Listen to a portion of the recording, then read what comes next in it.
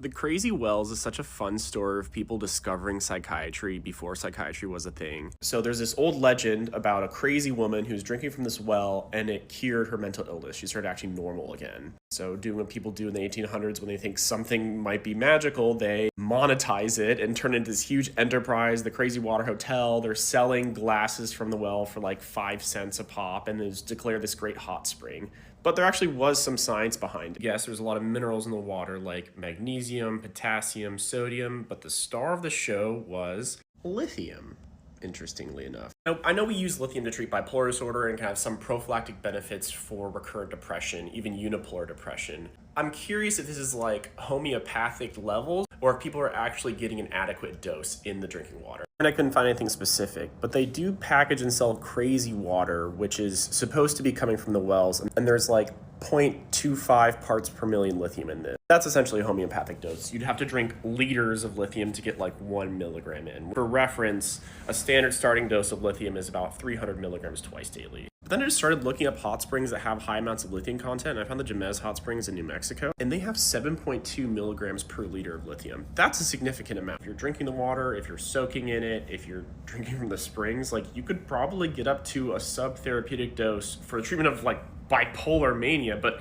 for something like prophylaxis of depression, you could probably start to see some effect there. And maybe that was the case back in the day with this Crazy Well too. So it's always funny for me to see how people just gravitate towards things that make them feel better, and then it takes us hundreds of years to catch up and do the controlled trials and say like, hey, this does actually make a difference. And I live in Texas, so maybe I'll check out one of these mineral wells. Giving 100% is impossible. Whether it comes from work, athletics, or hustle culture, the concept of giving 100% all the time is pure propaganda. Focus and commitment are extremely important, but giving 100% to all facets of life is comically unrealistic. It's an extreme privilege to even be able to give 100%. It implies your work and passion are intertwined and you have the ability to give your full self over to one thing for a majority of the day. I'm not putting 100% into watering my plants, walking my dog, or taking out the trash. I'm not leaving it all out on the floor in the weight room. If I gave 100% to my wife, I think she'd be creeped out. Most modern work requires you to give 5 to 10% into 8 different things at any given time. The people that preach giving 100% are usually bad parents, friends, or partners because they neglect everything else surrounding them. The goal of not giving 100% isn't to slack off. It's to free yourself from unrealistic expectations. I'm literally half-assing it right now. Most of your best work happens when you stop trying so hard. Well, back to giving just about everything 7%. Google is firing 30% of their workforce. Dropbox fired 20% last year. IBM cut 9,000 jobs. JP Morgan and Chase is expecting to cut 10%. Microsoft cut 15,000 jobs. And Business Insider is cutting 21%, all to adopt AI into their companies. The Ford CEO, Jim Farley, says AI is going to cut white-collar jobs in half. Anthropic's CEO says unemployment could spike to 20%. We are living in a time in the US where the president wants everyone to work to earn things like healthcare, education, and food, while we are actively on the precipice of most people not having to work. Amazon just deployed their 1 millionth robot in a fulfillment center. Automation can be good, so long as we also include universal healthcare and universal basic income, because otherwise, where is the money going? How do people buy things if robots do the jobs? As much as a billionaire's greed is insatiable, they quite literally cannot have it all. Because like Monopoly and the entire point of the game, when you own everything, you own nothing. The game is over. Nothing has value anymore.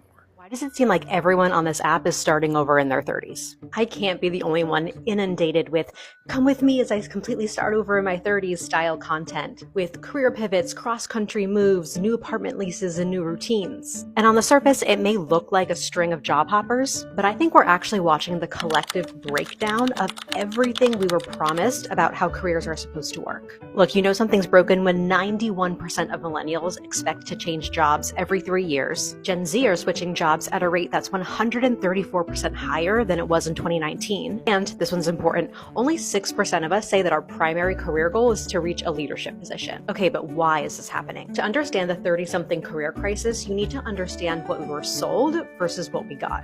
Millennials were promised go to school, get a good job, buy a house, climb the ladder, and retire comfortably. Instead, we graduated into insane debt, into an economy where entry-level roles require 5 or more years of experience, where home ownership feels delusional in most parts of the country, retirement accounts are being decimated by a new economic crisis every couple of years, and AI is potentially eliminating entire job categories. So we've realized that the traditional trade-offs that older generations made for work do not work anymore. Our parents could trade their time at work for security, but what exactly are we trading our time for when job security is not what it used to be at all? And the promise of career advancement, getting a raise or a promotion, let alone a stable job, went away with all this corporate layoffs and restructuring. So when the economic incentives break down, it makes sense that people start optimizing for different things. If you can't buy a house anyway, you might as well optimize for fulfillment. If job security is a myth, you might as well optimize for flexibility instead, thus starting over in your 30s. But here's the psychological piece that's really important to understand. When the external systems around us fail, we tend to internalize that as personal failure. So when the traditional work-life path stops working, we assume it's because that we did something wrong. So yes, everyone's starting over in their 30s because we're living through this fundamental shift of how work and life and identity all intersect. And maybe the real question isn't how to avoid a career crisis in your 30s, but how to navigate it without losing yourself in the process. When I was just a kiddo down in Arkansas, there was a place I'd go to get away from it all, and I'd sing along with all the tunes. Yeah, my folks, they were disabled, but they didn't have the cable, so we pointed that antenna way on up to the moon. And I was riding on the reading rainbow, chilling with Miss Frizzle and her lizard on the magic school bus, counting 1, 2, 3, doing my ABCs with all my fuzzy buddies down on Sesame Street. Do ti la so fa mi re. Don't you know them shows were a hoot and a half, learning about life and having a laugh. I ain't afraid to admit it, don't embarrass me.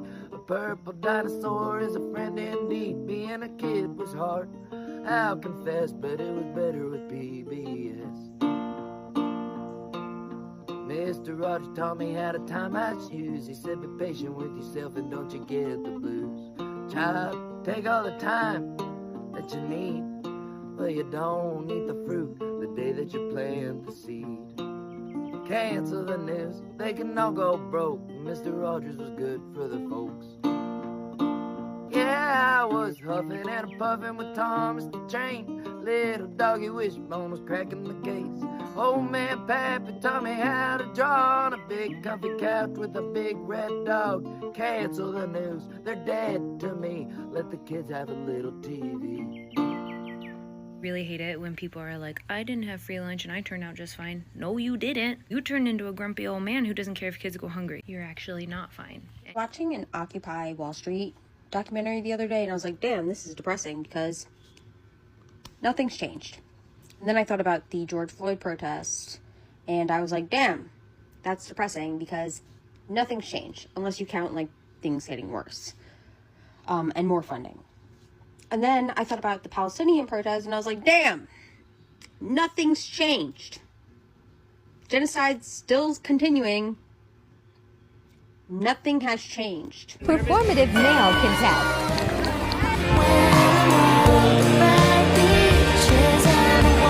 Police still up.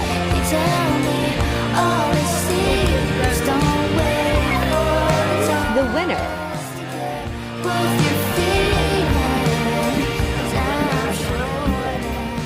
Listening to some... I organized this event because I think women have it the hardest, okay? I support tampons in every restroom. I support reading Jane Austen every single day, and if you don't... Did you know angel trumpets like these cause terrifying hallucinations and delirium?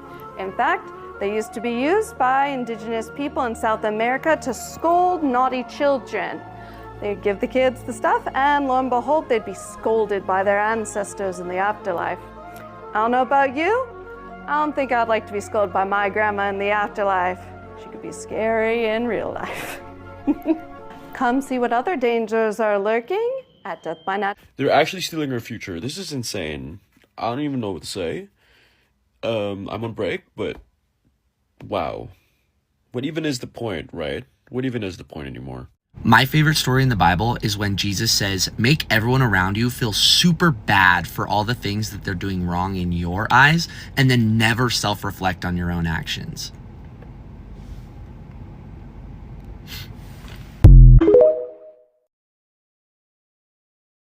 Hello and good morning, everyone. My name is Tamia Akers.